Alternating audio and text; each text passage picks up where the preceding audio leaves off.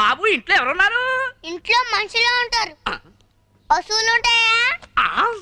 తింగర జవాబులొద్దు, చిన్నగా చెప్పు. మీ ఇంట్లో ఎంతమంది ఉంటారు? ముగ్గురుంటారు. వాళ్ళ పేర్లేంటి? నా పేరు నితిన్, మమ్మీ పేరు శ్వేత, ఇంకొక అతని పేరు శివ. అతను ఎవరు? మీ నాన్న అని అంటూ ఉంటాడు, కానీ నేను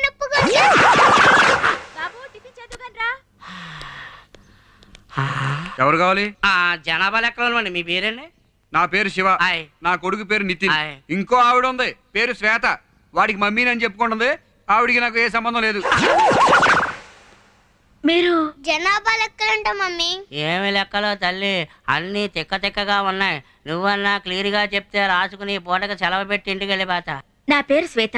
పేర్లొద్దు తల్లి, వరుసలు చెప్తే చాలు. నేను వీడికి మమ్మీని, అతను వీడికి డాడీ. కానీ అతనికి నాకు ఏ సంబంధం లేదు. Mummy daddy